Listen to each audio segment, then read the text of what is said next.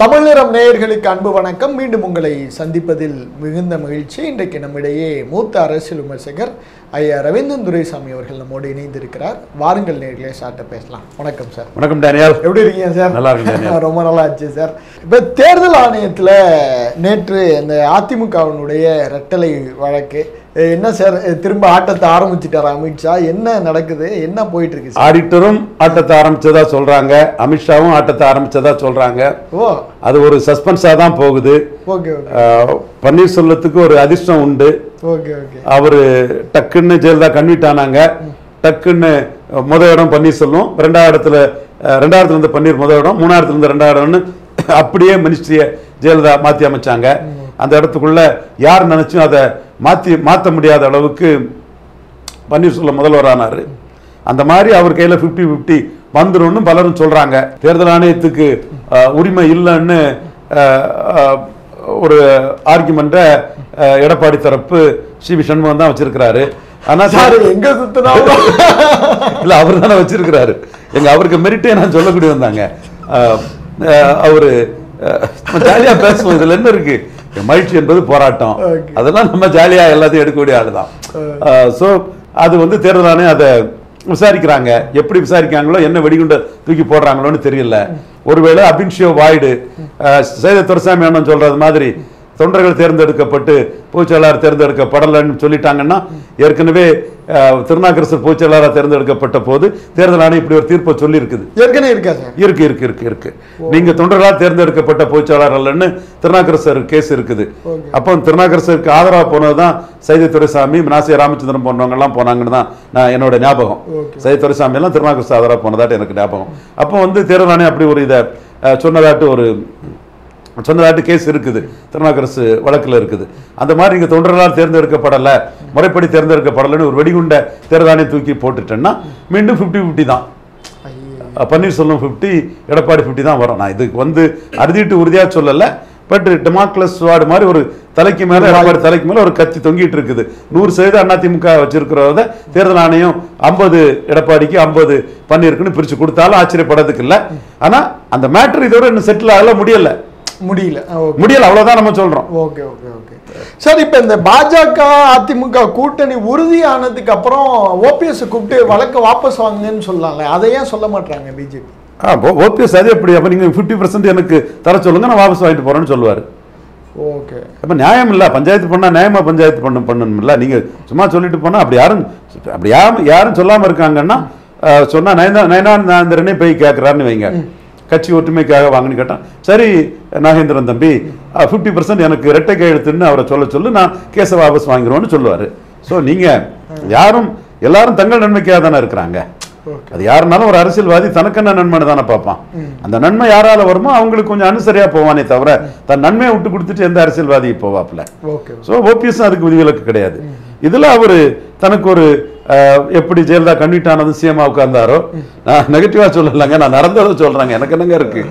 அதே மாதிரி தனக்கு ஏதாவது ஒரு அதிரி புதிரியா ஏதாவது செல்லாதுன்னு சொல்லிட்டா 50-50 வந்துடும் அவர் எதிர்பார்க்கிறார். ஏன்னா நீங்க இந்த சாணக்கியர் ஆடிட்டர் கூட எல்லாம் நெருக்கமா இருக்கிறதுனால இந்த கேள்வியை நல்ல உரிமையோட உங்களோட கேட்க முடியும்.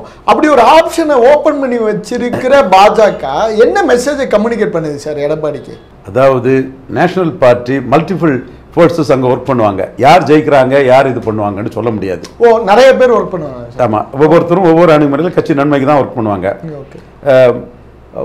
சசிகலா பவர்ஃபுல் லீடர் ஆயிடுவாங்க, ஜெயலலிதாவோட மேலே ஆயிடுவாங்க. அது பிஜேபிக்கு பெரிய லாஸ்ன்னு நம்ம பெரிய அளவுக்கு டெல்லிக்கு படையெடுத்து ஒர்க் பண்ணோம். நம்ம கருத்து மோடிக்கிட்ட ஈடுபட்டது. அதே மாதிரி நம்ம எடப்பாடி விஷயத்தில் நம்ம என்ன சொன்னோம், பாஜக தனிச்சே போகலாம், ஹீரோயிசம் காட்டணும். காமராஜ் பெரிய லீடராட்டு நின்னாரு. இந்தியா ஃபுல்லா காங்கிரஸ்ல 70% மேல ஆந்திராவில் இந்திரா காந்தி போயிட்டாங்க, 60% மேல இந்திரா காந்தி கர்நாடகாவில் போயிட்டாங்க. இன் ஏஜென்ட் பூத் ஏஜென்ட் இல்லாமலே ஓட்டு இந்திரா காந்திக்கு விழுந்துட்டு சஞ்சீவ் ரெட்டி நிற்க முடியல, நிஜலிங்கப்பா நிற்க முடியல. ஆனா இங்க தமிழ்நாட்டில் காங்கிரஸ் தான் காமராஜ் தான் காங்கிரஸ். இந்திரா காந்திக்கு மகனே காமராஜ் ஆட்சின்னு சொல்லக்கூடிய அளவுக்கு தான் பிற்காலத்தில் வந்தது. 100 காங்கிரஸ்காரன்ல 90-95 காங்கிரஸ்காரன் காமராஜ் கூட தான் நின்னாப்புலன்னா ஒரு ஹீரோயிசம் தந்தை பெரியார் வந்து காமராஜுக்கு வந்து ஒரு பெரிய ஹீரோயிசத்தை கொடுத்தாரு. சேர சோழ பாண்டியனோட பெரியவன், இவன் தான் அவங்கள படிக்க வச்சான், காமராஜுக்கு எதிராக உள்ளவனை சுட்டு கொல்லணும்னு எம்.ஆர். ராதா பெரியாருக்கு ஒரு தளபதி தான். இப்படியெல்லாம் சொல்லி ஒரு ஹீரோயிசம் கொடுத்ததுனால அந்த இதில் சஞ்சீவ் ரெட்டி நிற்க முடியல, நிஜலிங்கப்பா நிற்க முடியல, எஸ்கே பட்டேல் நிற்க முடியல, கருணாகரன்லாம் டக்குன்னு சூழ்நிலையை பார்த்துக்கிட்டு காமராஜ் இஸ் மை லீடர்னு சொன்னவர் இந்திரா காந்தி பக்கமே போயிட்டாரு.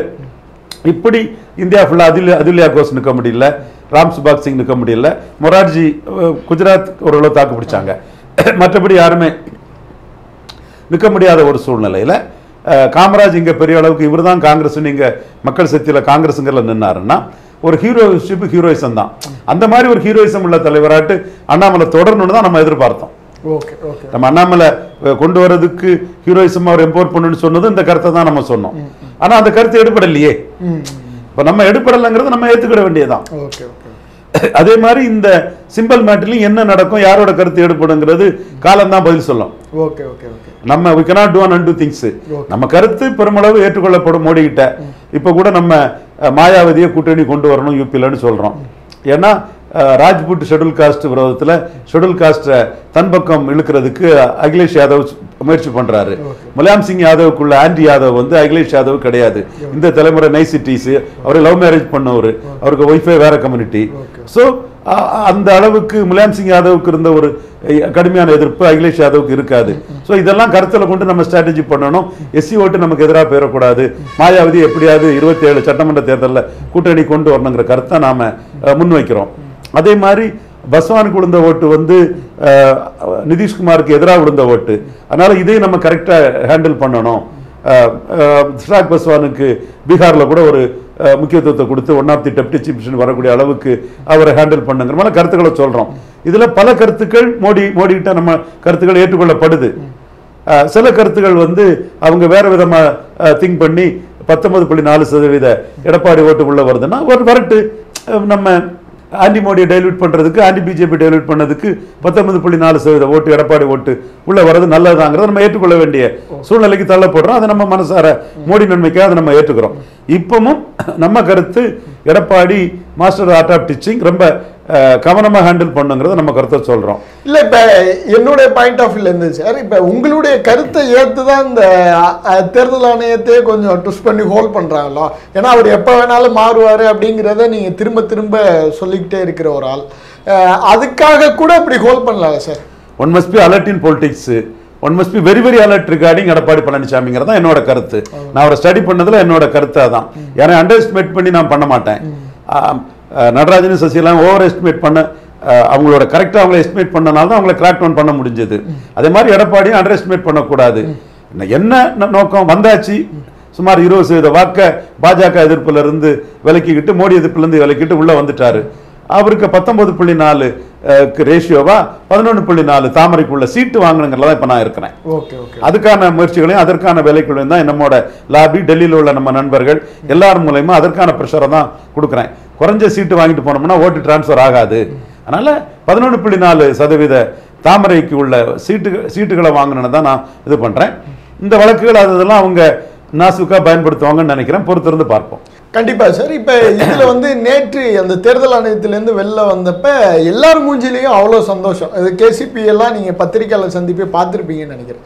திரு கேசிபி ஓபிஎஸோட மகன் முன்னாடி போனதுக்கு இப்போ வந்ததுக்கும் இருக்குன்னா something is behind that sir. கண்டிப்பா எடப்பாடியை பொறுத்தவரை ஒரு பிடிநிலை வேணும். பிடிநிலை இல்லைன்னா அவரு 3வது முறை மோடி பிரதமர் ஆவார், 330 சீட்டு வருவார்னு சொன்னவர் தானே அவர் திரும்ப அது பிறகு வந்து பாஜக மைனஸ், கிறிஸ்டின் முஸ்லீமுக்கு மைனஸ்ன்னு நாங்கள் இவர் பிஜு ஜனதா தள் மாதிரி வருவோம், ஒய்எஸ்ஆர் காங்கிரஸ் மாதிரி வருவோம்னு தனியாக போனார். So one must be very very alert regarding Edappadi Palaniswami. Okay sir. OPS வந்து டேக்கன் ஃபார் கிராண்டட்னு எடுக்க மாட்டாங்களா பாஜக? அரசியலில் யாரையும் டேக்கன் ஃபார் கிராண்டட்னு எடுக்க முடியாது, ஓபிஎஸ்ஸையும் எடுக்க முடியாது. அவர் பாஜக மோடி நம்பி தான் இருக்கிறாரு. அவரு ஆக்சுவலா அவர் வந்து டெப்டி சீஃப் மினிஸ்டர் வாங்காம கட்சி மட்டும் எனக்கு போதும், ஆட்சி அவர்கிட்ட இருக்குன்னு சொன்னா இன்னைக்கு அதிமுக ஓபிஎஸ்ல தானே இருக்கும்.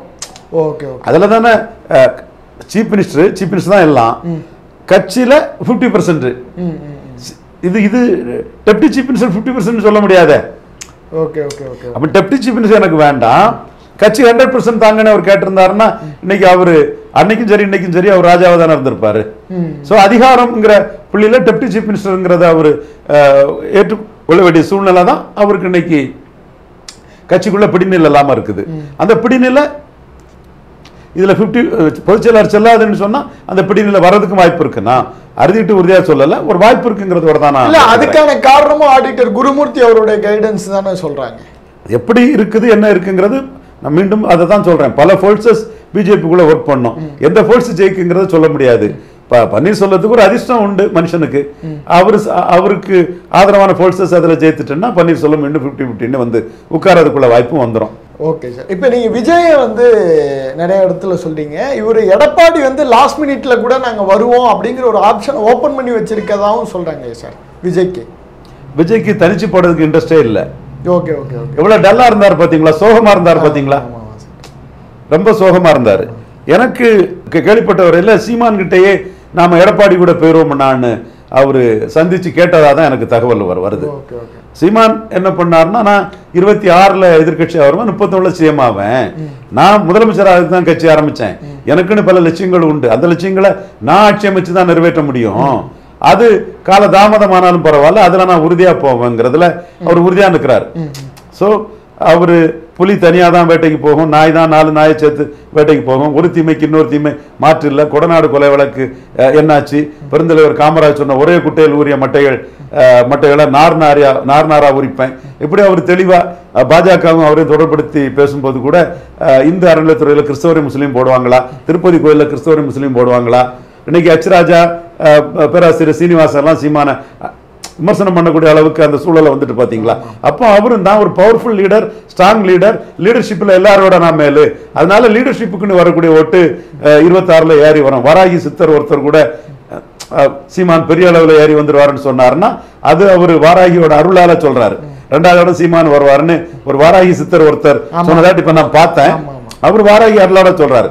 நான் பொலிட்டிக்கல் இதுல லீடருக்கு ஓட்டுங்கிறதுல காமராஜ் லீடருக்கு ஓட்டுன்னு நான் சொன்னேன் பாத்தீங்களா. சஞ்சீவ் ரெட்டி, நிஜலிங்கப்பா, எஸ்கே பட்டேல், அதுலியா கோஸ் எல்லாம் தாக்கு பிடிக்க முடியல, காங்கிரஸ்னா இங்க காமராஜ் தான் சொன்னேன் இல்லையா. அந்த மாதிரி லீடருக்கு ஓட்டு நீ வந்துன்னா சீமானு எமர்ஜ் ஆயிடலாம். ஏன்னா எடப்பாடிக்கு லீடர்ஷிப் இல்லை, ஈரோடு கிழக்கு விக்கிரவாண்டில அவர் நிக்கல, ஈர்ப்பு சக்தி இல்லை, அவர் இமேஜும் அவருக்கு நம்பகத்தன்மை இருக்கு. அப்போ எடப்பாடி இமேஜா சீமான் இமேஜா, சீமான் சுத்த வீரையா தொடர்ந்து தனிச்சு நிற்கிறான், 5ஆம் முறையும் தனிச்சு நிற்கிறான், ஓங்கி அடிக்கிறான். இந்த சூழ்நிலையிலையும் சிந்து நதி நீரை நிறுத்தினது தப்புன்னு ஒரு போல்டா சொல்றான். அது நான் மெரிட், அதுக்குள்ள மாறுபட்ட கருத்து நமக்கு இருக்கலாம், பட் அந்த கருத்தை போல்டா சொல்றாரு சீமானுங்கிறது இருக்குது இல்லையா. இந்த அறநிலைக்குள்ள கிறிஸ்தவ முஸ்லீம் போடுவாங்களாங்கிறது கேள்வியை வந்து சீமான் மட்டும்தான் அங்க கேட்டாரு. நீதிமன்றமா அதை இன்னைக்கு கேட்கறத நம்ம பாக்குறோம். மீண்டும் அந்த மெரிட் ஆஃப் த இஷ்யூவை தாண்டி சொல்ற கருத்தை கச்சிராஜா ஏதாவது சொல்லுவாரு, சீனிவாசன் ஏதாவது சொல்லுவாரு, சீனிவாசன் கச்சிராஜா அட போங்கையான்னு தள்ளி விட்டுக்கிட்டு போல்டா சொல்றாரு பாருங்க, அதுதான் சீமானுக்கு லீடர்ஷிப். சார் இப்போ இதில் வந்து சார் இந்த அதிமுகவில் சசிகலா அப்படிங்கிற ஒரு ரோலில் ஃபஸ்ட்டு எலிமினேட் பண்ணது நீங்கள் தான். அவங்களான வாழ்க்கை, அரசியல் வாழ்க்கை அவ்வளோதானே சார் சசிகலாக்கான ரோல்? யாருக்கும் கடைசி பக்கம் கிடையாதுங்கிறது சசிகலாவுக்கும் பொருந்தும். ஆனால் அவங்க டிவியில் மட்டும்தான் பொதுச் செயலாளர்னு போட்டுட்டு இருக்காங்க சார். அதிமுக பொதுச் செயலாளர் சின்னம்மான்னு போட்டுட்டு இருக்காங்க. பசுமன் முத்துராமலிங்க தேவர் 3 முறை அனைத்து ஜாதிகள் ஆதரவுல வெற்றி பெற்ற ஒரு தலைவர், மிகப்பெரிய தியாக வரலாற்றுக்கு சொந்தக்காரர், வள்ளலார் கிடையான ஒரு தலைவர். ஆனா அவருக்கு செல்வாக்கு வளையம்ங்கிறது சென்ட்ரல் ராம்நாடை தாண்டி இல்லை. எல்லா ஜாதி ஆதரவுல தான் 3 முறை ஜெயித்தாரு. சென்ட்ரல் ராம்நாடை தாண்டி இல்லை. 1.3% தான் அவர் மேக்சிமம் எடுத்த ஒரு அரசியல் கட்சி ஆதரவு. பொதுத்தள தலைவர், சுதந்திர போராட்ட தியாகி. பலம்ங்கிறது 4 எம்எல்ஏ, ஒரு எம்பி தான். சசிகலா அம்மையார் வந்து ஜெயலலிதாவுக்கு பின்னாடி நின்று ஒரு முக்குலத்தோர் பெரிய ஒருங்கிணைப்பையும், முக்குலத்தோர் மிகப்பெரிய அதிகார மையமாட்டும், காஸ்ட் நியூட்ரல் ஒரு ஆட்கள் நிற்கக்கூடிய இடத்துல எல்லாம் சென்னைக்குள்ளெல்லாம் ஒரு முக்குலத்தோர் அந்த இடத்துக்குள்ள எந்த ஜாதி வேணாலும் ஜெயிக்கலாங்கிற இடத்துல முக்குலத்தோர் அலெக்சாண்டர், அசோக்கு, என்னோட நண்பர் கலைராஜன், இவங்களுக்கெல்லாம் ஒரு வாய்ப்பை ஏற்படுத்தி கொடுத்து ஒரு முக்குலத்தோரை பெரிய அளவில் எம்பவர் பண்ணது சசிகலா அம்மையார் தான். அது மறைக்கவோ முடியாது. ஒரு ஒரு கட்டத்துக்குள்ள நாடார் ஏரியாவுக்குள்ள மட்டும்தான் உள்ள வரும்போது, நாடார்கள் எதிர்த்து இது பண்ணும்போது அந்த ஏரியாவுக்குள்ள, திருநெல்வேலி போன்ற ஏரியாவுக்குள்ள வர முடியலை வச்சுக்கலாமே தவிர, மற்றபடி தமிழ்நாடு முழுவதும் பரவலா முக்குலத்தோர்கள் வந்து அதிமுக கிளைக்குள்ளேயும் கட்சிக்குள்ளேயும் வந்து பெரிய அளவில் வந்ததும், கள்ளர் மறவர் அகமுடையார் முக்குலத்தோர் ஒற்றுமை வந்து நிலைப்பெறதுக்கும் சசிகலா அம்மையார் தான் காரணம். மக்கள் மத்தியில் அவர் அதை நிரூபிக்கலனாலும் கூட அந்த கம்யூனிட்டியை வந்து பெரிய அளவு ஸ்ட்ரெங்தன் பண்ணி ஒரு பலப்படுத்தினது அந்த அம்மையார் காரணங்கிறது மறுக்கவே முடியாது.